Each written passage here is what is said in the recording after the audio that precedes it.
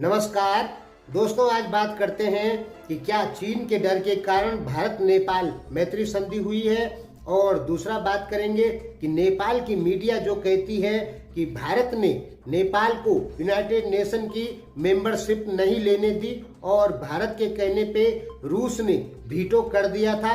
नेपाल ने जब 1949 में यूनाइटेड नेशन में सदस्यता का फॉर्म भरा था तो उस समय रूस ने वीटो कर दिया। तो नेपाली मीडिया का कहना है कि ये भारत के इशारे पर हुआ।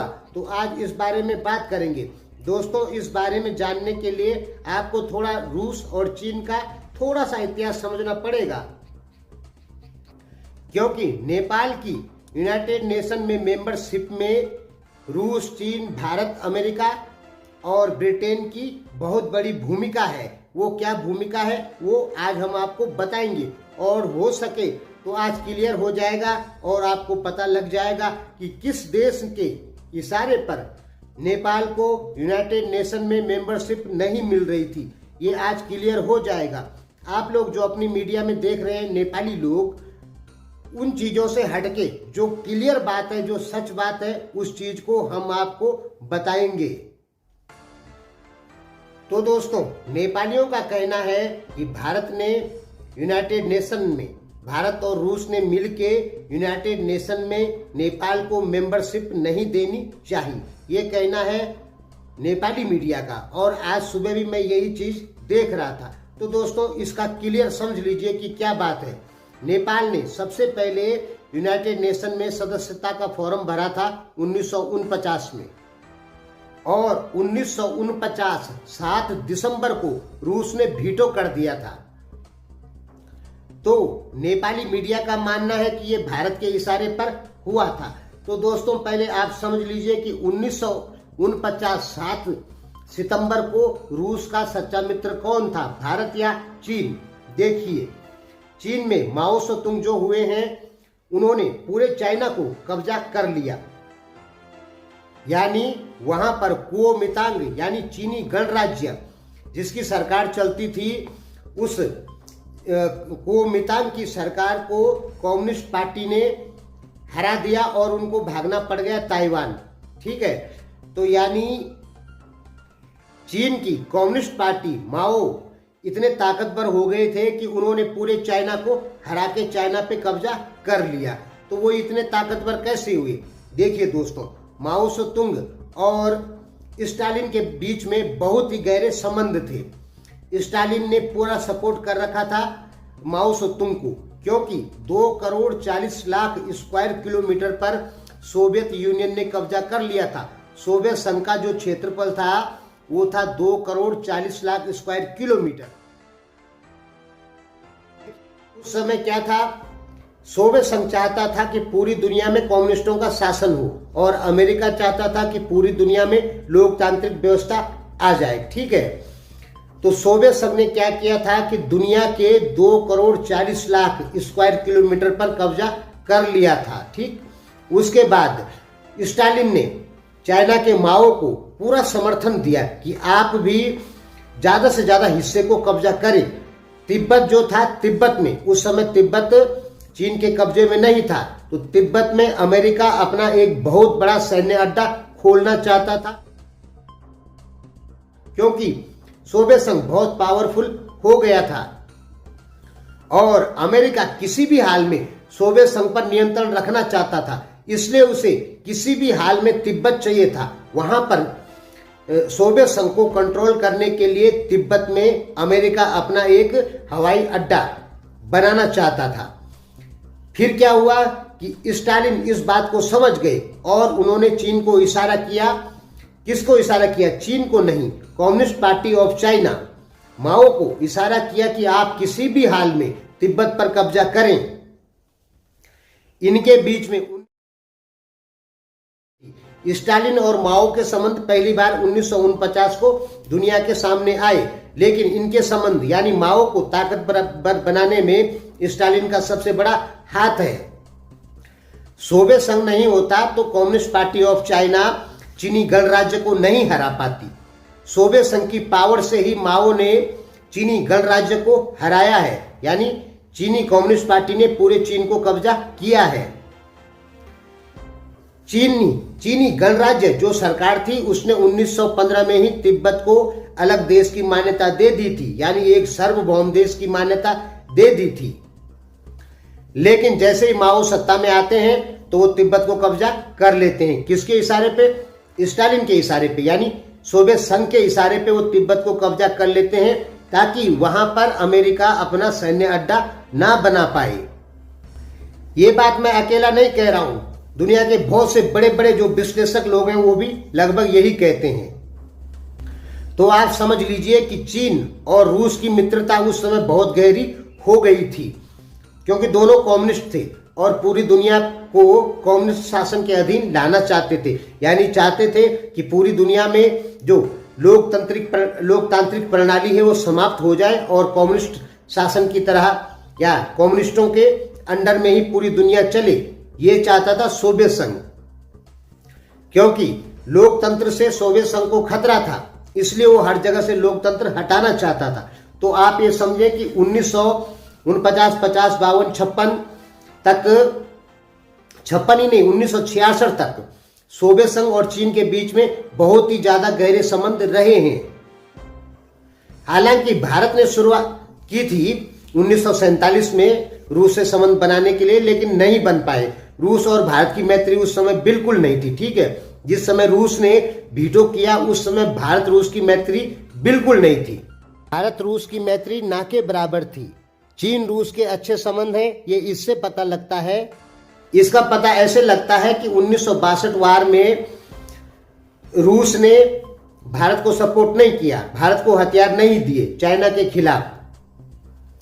हालांकि उस समय चीन और रूस में कुछ मतभेद हो गए थे, लेकिन सोवियत संघ को उम्मीद थी कि बहुत जल्दी चीन और रूस के संबंध सही हो जाएंगे, इसलिए रूस ने भारत को सपोर्ट नहीं किया। क्योंकि उस समय चीन यदि भारत से हार जाता तो कम्युनिस्टों की हार होती, इससे सोवियत संघ की भी दुनिया में काफी बेइज्जती होती।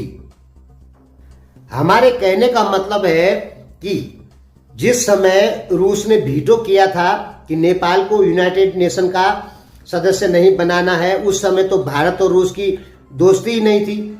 तो भारत के कहने पे रूस कैसे वीटो कर दिया? नेपाली विश्लेषक कहते हैं कि भारत ने वीटो करवाया। तो दोस्तों ये 100% गलत बात है। भारत ने कोई वीटो नहीं करवाया। उस समय भारत को यह डर हो गया था कि अब चीन जो कम्युनिस्ट पार्टी लगातार तिब्बत के हिस्से को कब्जा करती जा रही थी, तो उस समय भारत को यह डर हो गया था कि बहुत जल्दी कम्युनिस्ट पार्टी, चाइना की जो सेना है, कम्युनिस्ट पार्टी की जो सेना थी वो धीरे धीरे करके आगे बढ़ती जाएगी और नेपाल, सिक्किम आदि जगहों को कब्जा करती जाएगी। जो स्ट्रिंग ऑफ पर्ल्स का आपने सुना होगा, ये आप लोग शायद अभी सुन रहे होंगे। माओ की एक विचारधारा है जिसमें नेपाल भी शामिल है। सोवियत संघ ने नेपाल को यूनाइटेड नेशन की मेंबरशिप इसलिए नहीं देनी चाहिए क्योंकि सोवियत संघ जानता था कि हमको घेरने के लिए हिमालय एक बहुत ही अच्छी जगह है, और यदि हिमालय के ये हिस्से चीन के कब्जे में चले जाते हैं तो अमेरिका यहाँ पर कभी भी अपना जो हवाई अड्डा बनाना चाहता है एयरफोर्स का, वो नहीं बना पाएगा। इसलिए रूस ये चाहता था कि हिमालय का ज्यादा से ज्यादा हिस्सा चीन के कब्जे में चले जाए। ये बात मैं अकेला नहीं कह रहा हूं, दुनिया के बहुत सारे विश्लेषक यही बात कहते हैं। सोवियत संघ को चाइना से कोई खतरा नहीं था क्योंकि सोवियत संघ का क्षेत्रफल 2,40,00,000 स्क्वायर किलोमीटर था और उस समय चाइना का क्षेत्रफल 65 लाख स्क्वायर किलोमीटर था लगभग 1948-49 के दौरान। वो तो बाद में उसने कब्जा करता गया, 12 लाख स्क्वायर किलोमीटर तो तिब्बत ही कब्जा कर लिया। तो भारत ने नेपाल से मैत्री संधि फटाफट इसलिए कर दी। देखिए, नेपाल को एक सार्वभौम देश की मान्यता सबसे पहले भारत ने दी। क्यों दी? क्योंकि भारत को डर लग गया था कि चाइना तिब्बत को लगातार कब्जा करते जा रहा है, अब वो नेपाल को भी कब्जा कर सकता है। तो भारत ने फटाफट क्या किया कि नेपाल को एक सार्वभौम देश की मान्यता दे दी। यदि आपको हमारी बातों पर यकीन नहीं है तो आप अपने यहाँ सुरेंद्र केसी से पूछ सकते हैं, अरुण कुमार सुवेदी से पूछ सकते हैं। वही आपको बताएंगे कि नेपाल को सबसे पहले सार्वभौम देश की मान्यता भारत द्वारा दी गई है। हालांकि बताते हैं कि 1923 में आधा सार्वभौम देश, अर्ध सार्वभौम देश की मान्यता ब्रिटिश द्वारा नेपाल को दे दी गई थी।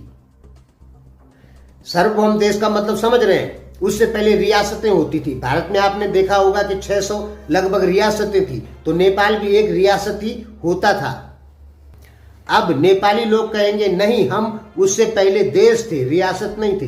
तो दोस्तों, आप यहाँ पे पूरी तरह से गलत हैं। आप अपने बड़े विश्लेषकों से जरूर पूछिए कि नेपाल 1950 से पहले एक उसी प्रकार की रियासत था जैसे हैदराबाद थी, उत्तराखंड था, गोवा था, तो उसी प्रकार की एक रियासत थी नेपाल 1950 से पहले।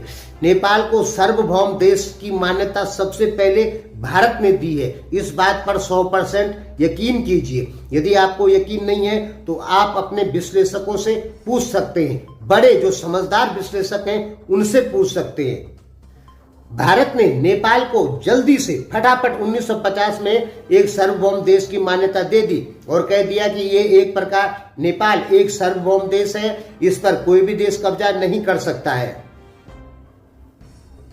और नेपाल पर कोई देश कब्जा करना चाहेगा तो भारत नेपाल की रक्षा में आगे आएगा। ऐसा क्यों कहा?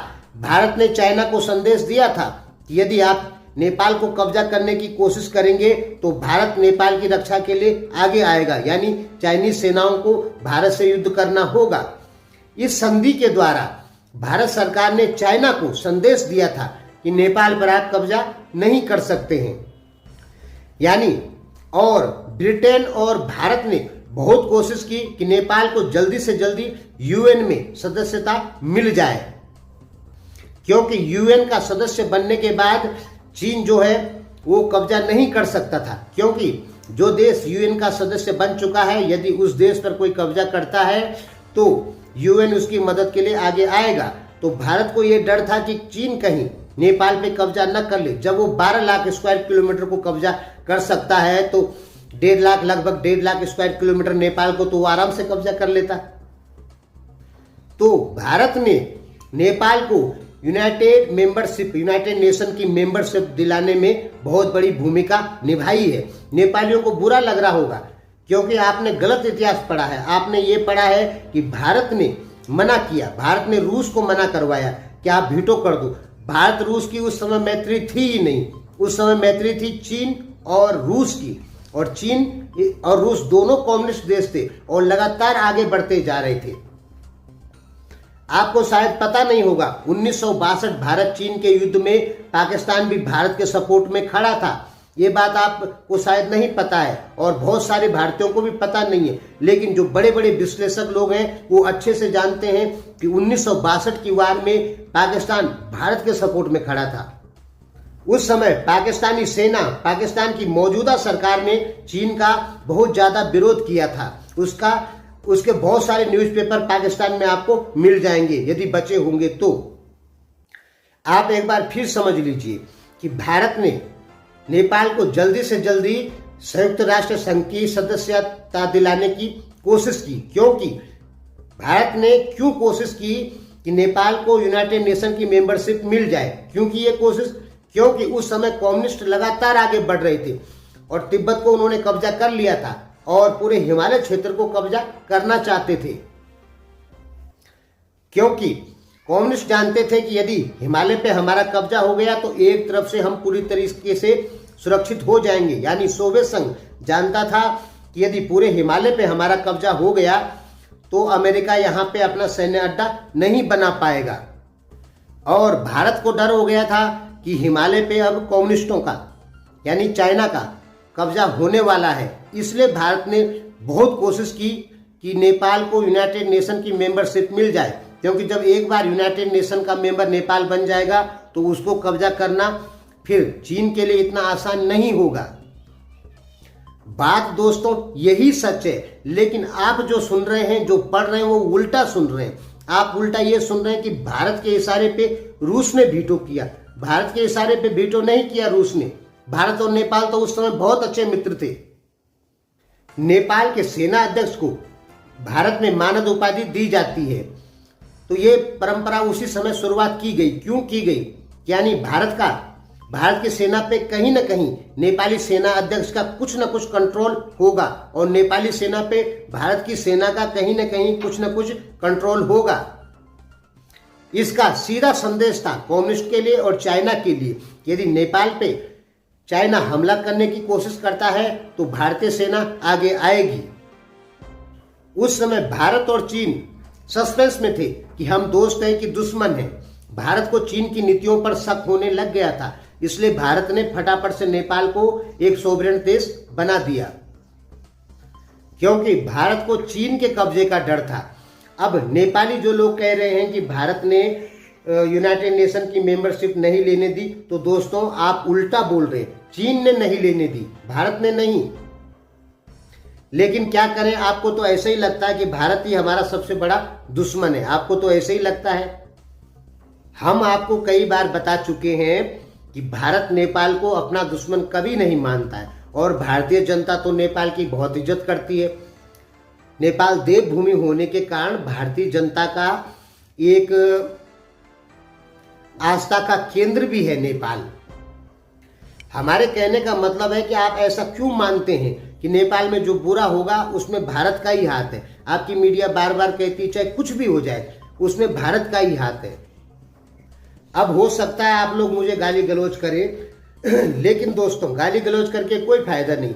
आप क्या करें कि जो आपकी छोटी मीडिया है उसको मत देखिए, क्योंकि वो आपके दिमाग में भारत के खिलाफ ज्यादा जहर भरती है। आप अपने बड़े विश्लेषकों को पूछिए कि सच्चाई है क्या। और मुझे लगता है कि सही जानकारी देने के लिए सुरेंद्र केसी ठीक है, अरुण कुमार सुवेदी ज्यादा ठीक है। आप देवेंद्र नेपाली से भी बहुत कुछ जानकारी ले सकते हैं। और भी दोस्तों मैं बताऊंगा आपको एक लिस्ट, आपके यहाँ जो एनालिस्ट हैं बड़े बड़े जो सही बातें करते हैं उनकी लिस्ट दूंगा मैं आपको एक दिन। तो दोस्तों सच को जानिए। सच ये है कि भारत ने नेपाल को यूनाइटेड नेशन का सदस्य बनाने के लिए बहुत कोशिश की और चीन ने उसे रोकना चाहा। चीन ने क्यों रोकना चाहा? क्योंकि स्ट्रिंग ऑफ पर्ल्स को आप पढ़ लीजिए, इसकी पहली धारणा बनी थी 1945 में और नेपाल भी स्ट्रिंग ऑफ पर्ल्स का एक हिस्सा है। 1945 में माओ ने इस विचारधारा को बनाया था। उस समय चीन पर कंट्रोल नहीं था, कम्युनिस्ट पार्टी ऑफ चाइना का। तो स्ट्रिंग ऑफ पर्ल्स के तहत पूरा चाइना भी आता है, ठीक है, और भी बहुत सारे हिस्से हैं, उसमें नेपाल भी आता है। तो स्ट्रिंग ऑफ पर्ल्स लगभग सफल रहा। माओ ने पूरे चाइना को कब्जा कर लिया, लेकिन कुछ क्षेत्र छूट गए, उनमें नेपाल भी है, भारत का भी कुछ हिस्सा है। तो आज भी चाइना की विचारधारा लगभग कुछ न कुछ ऐसी जरूर है कि दुनिया में लोकतंत्र व्यवस्था को कम करना है और कम्युनिस्टों को आगे बढ़ाना है।